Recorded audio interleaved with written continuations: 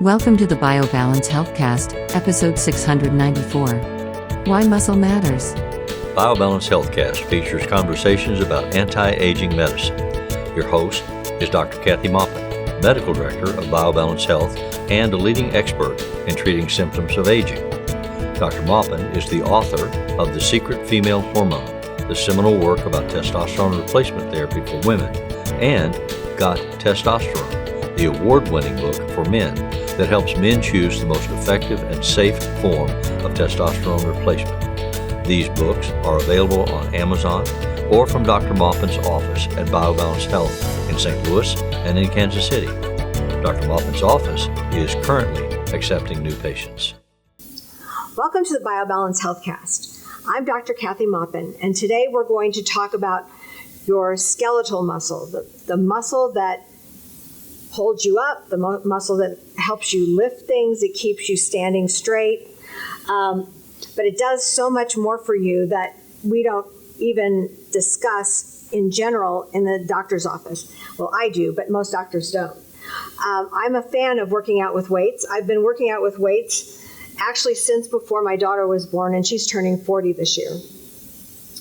I go to a place called Fitness Edge who has trainers that work with you, and now my trainer Cassie works with my husband and me together and gives us different routines for working out because we have different needs and different past injuries. But when I go to work out, I know that for the next 72 hours, I'm going to be burning more calories just because I worked out for an hour.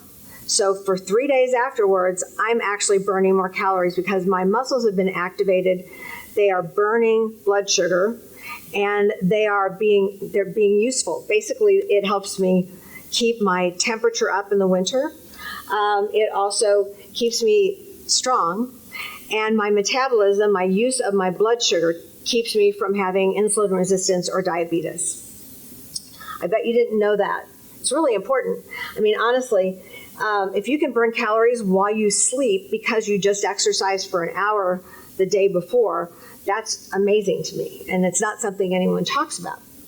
As long as I've been a physician, we've always talked about, you have to exercise. But there was a long time during my beginning of my practice, exercise was running, or exercise was biking, or exercise was something that was aerobic. And aerobic exercise is really good for your heart, but it doesn't activate your muscles, it doesn't grow your muscles, it is not necessarily something that actually works against gravity, and that's the kind of exercise you need to build muscle and make your muscles actually work for you in terms of metabolism. Your total weight, when we have people come into our office, we do a body composition on in-body machine on everybody. And I don't really care about what somebody's weight is, honestly, because I have people who have a lot of muscle and very little fat. I have people who have a lot of fat and very little muscle. That's what I'm mostly interested in. I'm not interested in patients who they used to be 110 and now they're 150. I'm interested in the fact that for their height, I need to know what their percent body fat is. The percentage of your body that is actually fat, because there's a different scale that's healthy for both men and women. For women, a healthy woman should have a body composition that has a percent body fat less than 26%. That is a healthy amount of fat. And you need fat to, basically it's kind of like a buffer. If you fall, you've got fat in your abdomen in case you get an abdominal trauma. You have fat usually over your muscles, just a little bit. Women do. Men don't tend to have that so much. They usually have most of their fat in their central area. But we look at these body compositions and we look at visceral fat. Visceral fat is something that's right here. It is not good for you, and if you have a lot of it, it means that you are metabolically not doing that well. You may be at risk for all of the inflammatory diseases like dementia, heart disease, all the things that happen as we get older. And belly fat usually comes as we get older. Now, so if I had a patient come in and say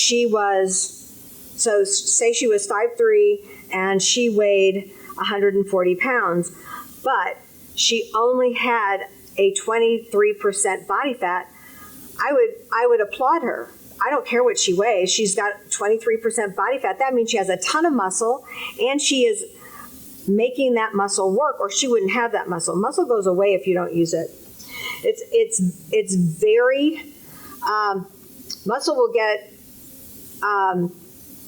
streaked with fat if you don't use it. It will not convert your blood sugar into energy. It will not make more muscle after you break it down. So let me go back to how muscle works when you exercise it.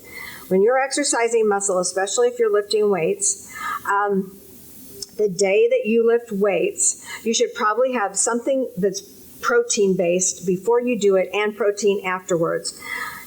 And then after you exercise that day, your muscle has been broken down and your body's got to get rid of the building blocks. The next day, your muscle grows. It is the basis of why we say, don't work out with weights, your upper body 2 days in a row.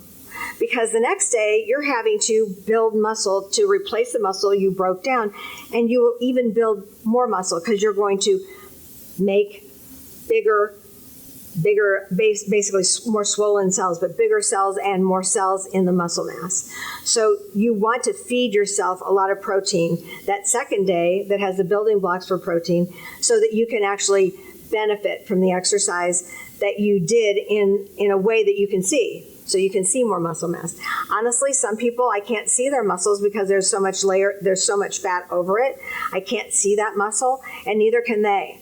And so for that kind of complaint or problem that they bring to me, that has to do with weight loss and working out with some kind of resistance training. It could be just rubber bands. Again, you put the rubber band underneath your feet and you do bicep curls.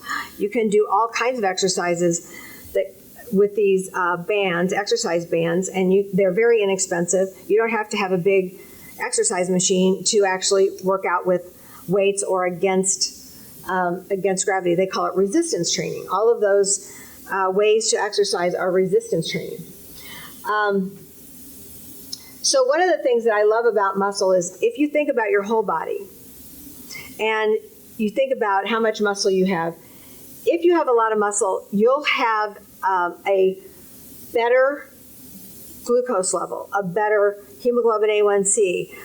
You will actually be taking the blood sugar out of your body, and it's used by that muscle mass. If you don't have much muscle, you don't have a lot of area to use up your blood sugar, and so it makes fat instead. And that's kind of the problem we have with people who don't want to work out and don't want to exercise. Your muscle soaks up glucose from the blood for 120 minutes after weight training, and it increases insulin sensitivity for 16 hours after you work out.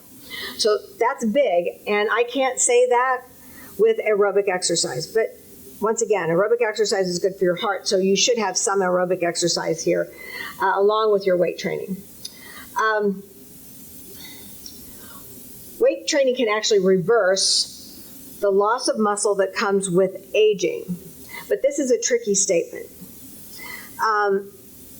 If I have a patient who works out every day and a woman who's become, maybe she's hit her 47th birthday, she's working out every day, and instead of feeling good after she works out and having more muscle the next day and having this actual burning of calories, she feels tired and she never makes muscle.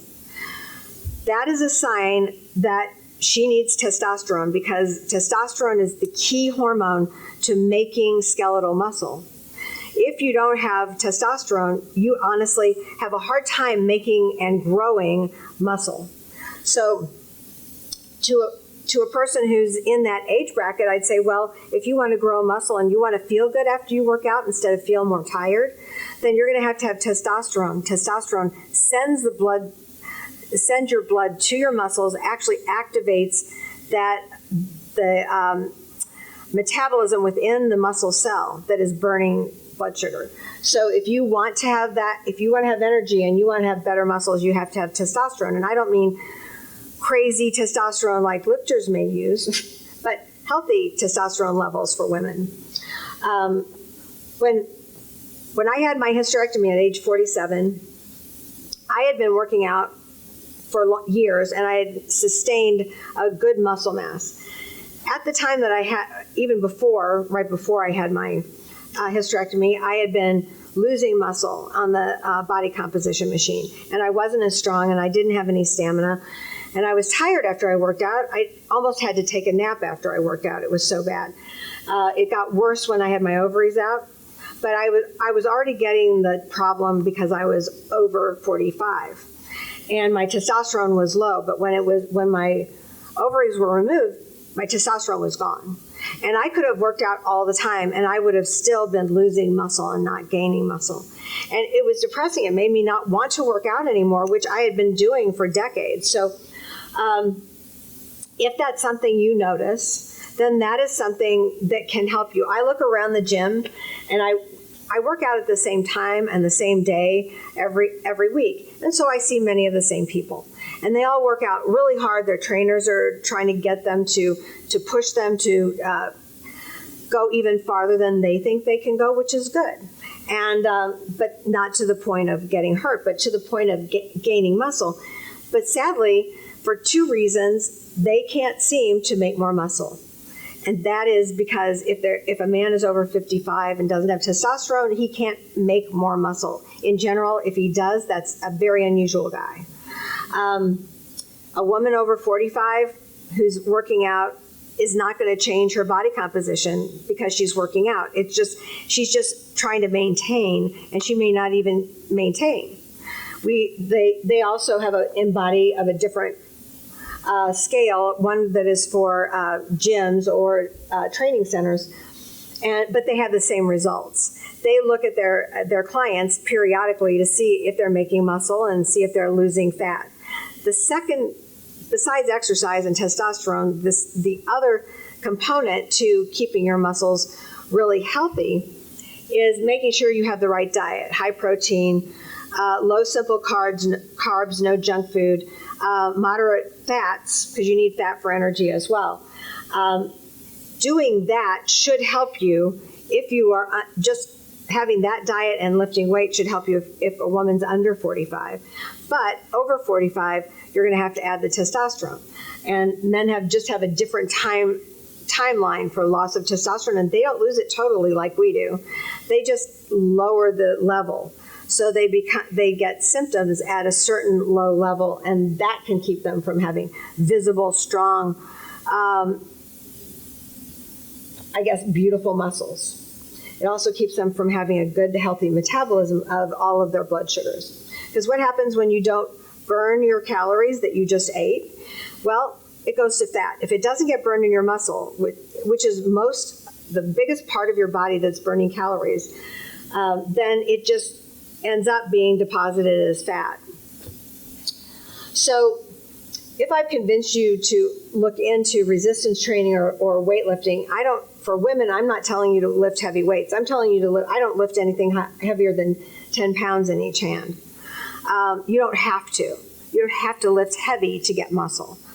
But you do have to do several different groups of repetitions using the same muscle mass. Or you can use the same muscle mass in different exercises.